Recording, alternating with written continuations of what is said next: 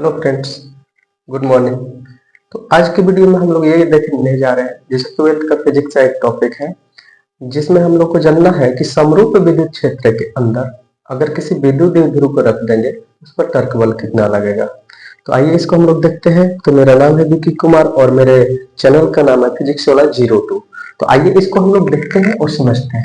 तो सबसे पहले हम लोग को जो टॉपिक है उसको लिख लेंगे, समरूप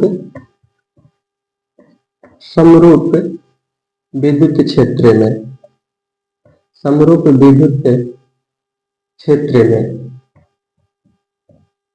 विद्युत द्विध्रुव विद्युत द्विध्रुव विद्युत द्विध्रुव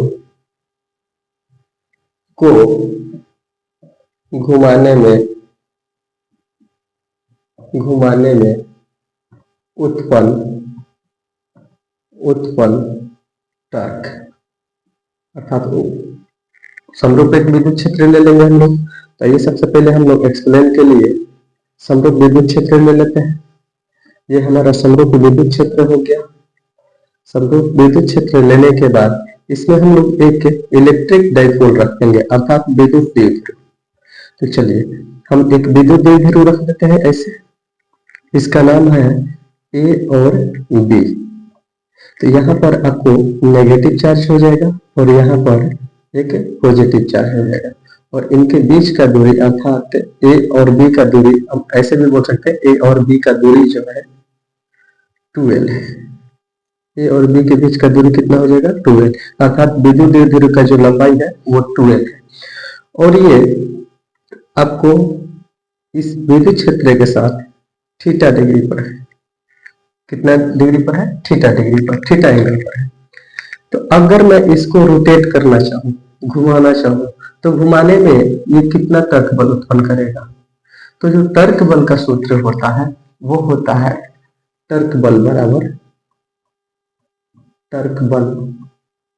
बराबर होता है बल गुने लंबवत दूरी। तो सबसे पहले ये देखना है कि तर्क बल को हम लोग इस तरीके से सूचित करते हैं और तर्क एक सदिश राशि है। ये बल हो गया और बल और गुना में आपको जो दूरी होना चाहिए वो लंबवत होगा, जो दूरी होगा वो लंबवत होगा। तो हम लोग को यही निकालना है कि समरूप विद्युत क्षेत्र के अंदर एक विद्युत द्विध्रुव है और इसके कारण हमको कितना तर्क बल उत्पन्न होगा इसको घुमाने में। तो देखिए यहाँ पर एक आवेश है प्लस और यहाँ पर है माइनस, और जब ये आवेश है तो ये विद्युत क्षेत्र इस पर बल लगाएगा और बल लगाएगा इस डायरेक्शन में, विद्युत क्षेत्र की दिशा में। बल कितना लगाएगा? F बराबर लगाएगा, F बराबर आपको Q और E, और किस डायरेक्शन में? विद्युत क्षेत्र के डायरेक्शन में। यहाँ पर भी एक बल लगेगा और ये बल जो होगा F बराबर Q इंटू E, लेकिन ये इस डायरेक्शन में लगेगा, विद्युत क्षेत्र के विपरीत दिशा में। अर्थात मैं बोलूं कि विद्युत द्विध्रुव पर नेट बल कितना लगा, F कितना लगा, F नेट किस पर? ये द्विध्रुव पर। तो आपको क्या हो जाएगा?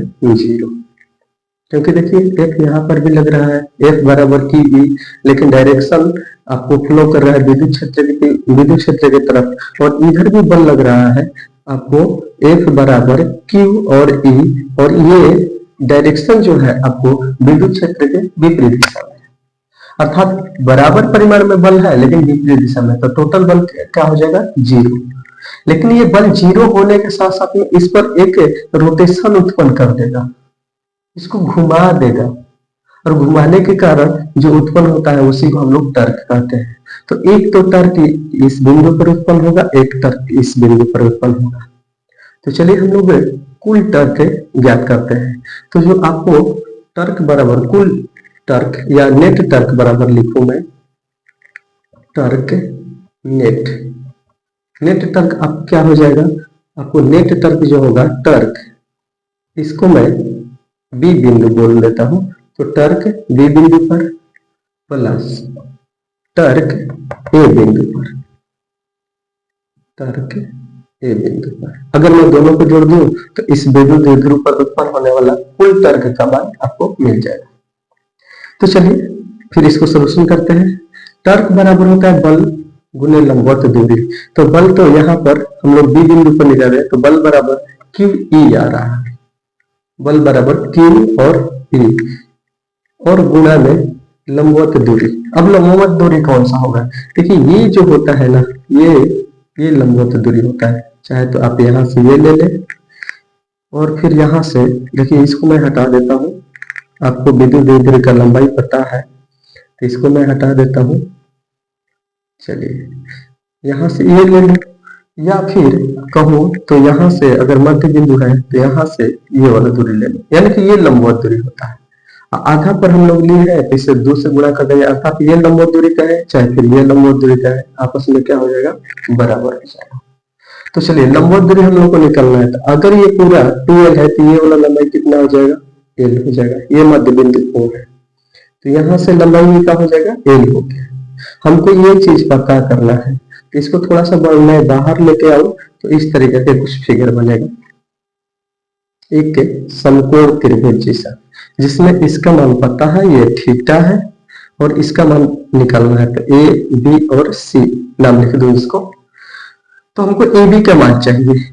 तो देखिए कर्ण का मान भी है और लंब चाहिए। ऐसा रिलेशन साइन थीटा में होता है। तो साइन थीटा बराबर होता है लंब और बटा में कर्ण। तो यहाँ लंब का मान निकालना है, तो लंब बराबर आपको हो जाएगा साइन थीटा इंटू कर्ण। तो साइन थीटा का जो करते हैं मान, पहले लंब का मान रख लेते हैं, तो लंब का मान ए बी हो जाएगा, ए बी और साइन थीटा जो कहते हैं और कर्ण का मान एल। तो इस तरीके से आपको ए बी बराबर हो जाएगा L sine theta, L sine theta. अब यही मान हम लोग लंबवत दूरी के तौर पर रख देंगे। तो देखिए यहाँ क्यू और ई हो गया और फिर एल और साइन थीटा, फिर प्लस यहाँ पर हम लोग निकलते हैं। देखिए तर्क बराबर हो गया। तो अब ई वाला बिंदु पर, तो यहाँ पर भी बल आपको कितना है? क्यू ई है, केवल डायरेक्शन उल्टा है। तो क्यू ई इनका भी दूरी लंबवत दूरी जो होगा एल साइन थीटा, यहाँ पर से निकाल लिया हूं मैं इसको। अब देखिए कहीं ना कहीं दोनों जो टर्म है, एक ये टर्म हो गया, एक टर्म ये हो गया, तो दोनों जो टर्म है एक ही टर्म है, अर्थात क्यू ई और L sine theta, Q E और एल साइन थीटा, एक यहाँ पर टर्म एक यहाँ पर टर्म। तो इसको हम लोग दो टर्म में लिख लेते हैं, 2 ई एल साइन थीटा। देखिए ऐसा ऐसा ये दोनों सेम है, तो इसको दो टर्म में लिख दिए। अब हम लोग काम करना करते हैं कि 2 को, Q को और L को एक साथ ले लेते हैं, उसके बाद E लिख देते हैं और इसके बाद साइन थीटा लिख देते हैं।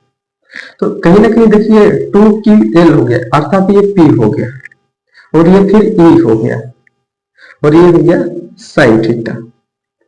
दोनों को अगर हम लोग साइन थीटा को हटाना चाहें तो नेट टर्क बराबर कितना हो जाएगा? देखिए मैं आपको यहाँ दिखा देता हूँ। नेट टर्क बराबर हो गया आपको P, और इसको हम लोग वेक्टर फॉर्म में लिखना चाहे, सदिश रूप में लिखना चाहे, तो साइन थीटा को जैसे ही हटाएंगे तो क्रॉस प्रोडक्ट आ जाएगा। क्या आएगा? Cross product. तो यहाँ पर P vector cross E vector, ये जो हुआ आपका मान किसका हुआ? नेट टर्क का। अर्थात इसको समझिए, नेट टर्क का मान जो मिला हम लोग को कितने मिला? P vector cross E vector, अर्थात समरूप विद्युत क्षेत्र में रखेंगे हम लोग किसी द्विध्रुव को, तो उसको घुमाने में, रोटेट करने में जो टर्क बल उत्पन्न होगा वो P vector cross E vector होगा। तो उम्मीद है कि ये आपको बढ़िया से समझ में आया होगा, और बढ़िया से अगर ज्यादा फास्ट होता है तो वीडियो को पॉज करें और इसको देखें और अच्छे से समझें। तो हम लोग का ये टॉपिक यही समाप्त हुआ। तब तक